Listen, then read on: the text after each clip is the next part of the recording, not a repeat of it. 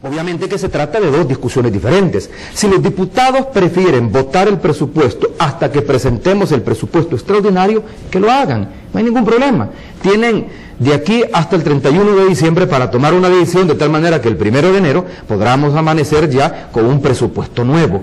Tienen 2 meses y medio para hacer las consultas que estimen conveniente. Les he dicho, analicen el presupuesto con lupa. Si ustedes encuentran de que nosotros hemos hecho una asignación que no es la que requiere el país, dadas las circunstancias que se están viviendo, no hay ningún problema.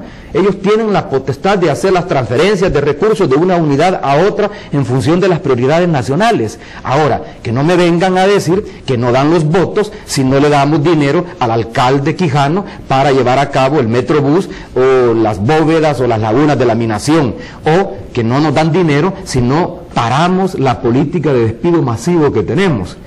El ministro de Hacienda quedó a enviarme algunos datos y yo creo que en algún momento los voy a tener, pero que me expliquen y que me digan a qué política de despido masivo se están refiriendo. Este es un punto en el que podemos entrar si consideras pertinente, pero solo lo menciono. No estamos despidiendo en forma masiva o en forma injustificada.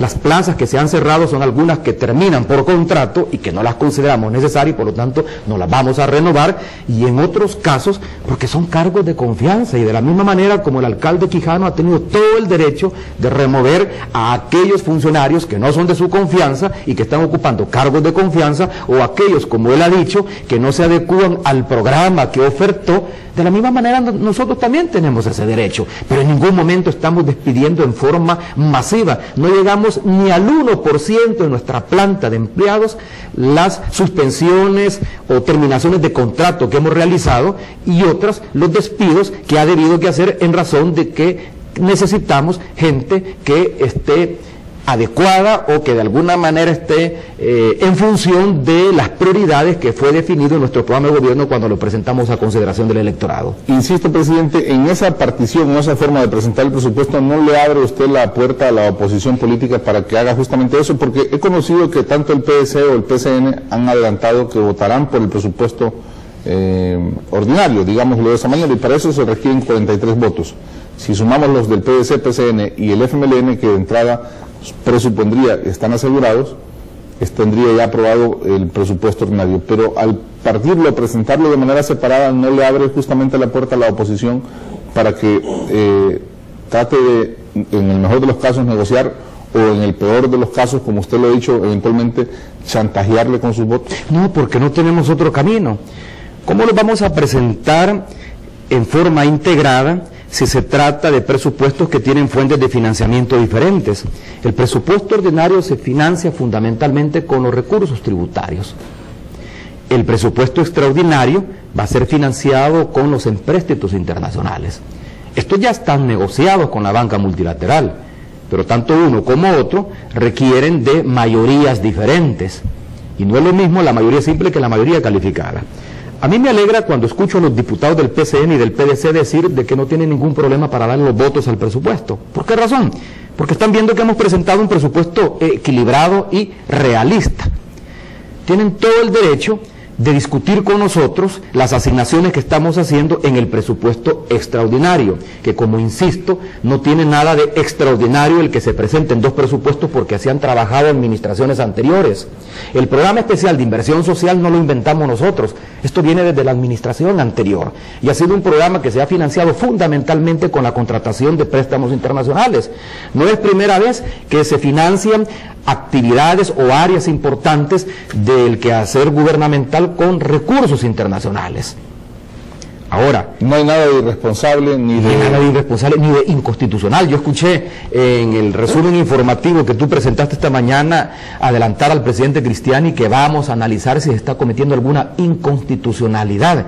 ¿Qué de inconstitucional tiene el presentar un presupuesto? El presupuesto tiene que estar balanceado, y hemos presentado un presupuesto balanceado, que es el que tienen en estos momentos los diputados de la Asamblea Legislativa. Ya el ministro de Hacienda ha explicado en otros momentos que para presentar el presupuesto extraordinario necesitamos armar algunas carpetas donde están claramente a qué proyectos y qué cantidad de recursos se van a invertir en esos proyectos.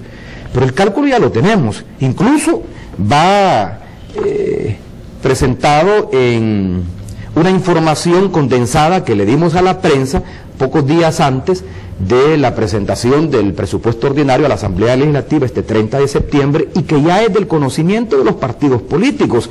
Yo no entiendo por qué los partidos políticos se están arrebatando en algunas críticas cuando antes de presentárselos les hicimos una exposición a todos ellos. ¿Sabe? Ese día que el ministro de Hacienda compartió con nosotros ese documento condensado que usted dice, me llamó la atención algo que ahora tengo la oportunidad de preguntárselo. Y le estoy hablando del presupuesto ordinario. En el presupuesto ordinario el ministro de Hacienda prevé que va a recoger, mediante una reforma fiscal, más IVA, más renta, porque va a cerrar espacios de la evasión y del contrabando, y que va a recoger más dinero vía los impuestos. ¿Cómo puede el ministro de Hacienda suponer en cifras que ya están en el presupuesto que va a recoger más dinero si todavía no está terminada de estructurar o por lo menos de presentarse la así llamada ahora revisión fiscal o la segunda generación de reforma fiscal? ¿Tiene usted idea de si esto va a caminar o no? Sobre todo porque ya lo están tomando en cuenta para los gastos del próximo 2010. Bueno, es que nosotros queremos presentar a consideración de la Asamblea una propuesta de reforma tributaria que resulte de la discusión con los sectores que eventualmente se verían afectados.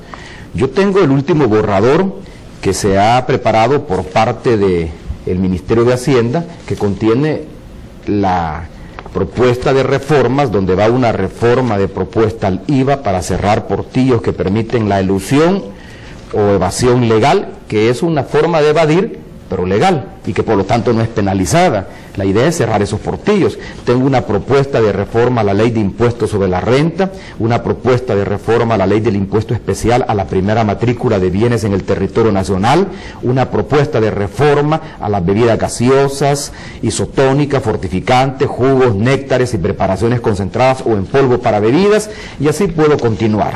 Pero esto, y también reformas al Código Tributario y al Código Penal por algunas figuras nuevas que estaríamos proponiendo que se creen.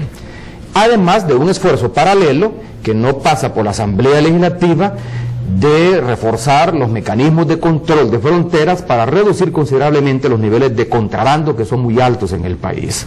Ahora, ¿por qué no lo hemos presentado todavía a la Asamblea? Porque hemos querido antes presentárselo a las gremiales empresariales y estamos teniendo reuniones con sectores que se ven afectados. Es cierto que ya de los alcoholes. Eso le iba a preguntar, tenemos información que ya le visitaron los representantes. A mí como presidente me han visitado los representantes de las cervezas, de la única industria cervecera en el país.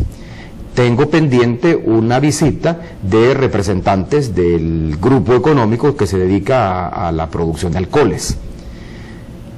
No me han visitado hasta ahora, al menos no han solicitado entrevista con este servidor, los distribuidores de vehículos, tanto los que importan vehículos usados como los que importan vehículos nuevos.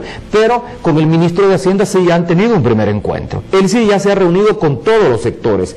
Él sí ya ha tenido la oportunidad de explicar esta propuesta de reformas a cada uno de los sectores y estos han reaccionado y les estamos escuchando. Yo les he dicho claramente, si estos sectores, o la ANEP, o la Cámara de Comercio, o la ASI, nos demuestran que con esta propuesta de reformas estamos dañando sensiblemente el giro de la actividad económica de algunos sectores que son importantes para la generación de empleo y de riqueza, sencillamente podemos modificar esta propuesta. Estamos dispuestos a modificarla. Y aceptaríamos que también en la Asamblea Legislativa se le introduzcan propuestas. Lo que queremos es hacerle llegar más recursos al fisco. Y entonces voy a tu pregunta. Nosotros hemos hecho un cálculo de cuánto es lo que necesitamos. Y en función de lo que necesitamos, así están formuladas las propuestas de reformas a las leyes tributarias para hacer llegar esos recursos. Por supuesto, y tú me podrás decir, bueno, pero si la Asamblea Legislativa no le aprueba estas reformas, esos recursos no van a llegar. Así es.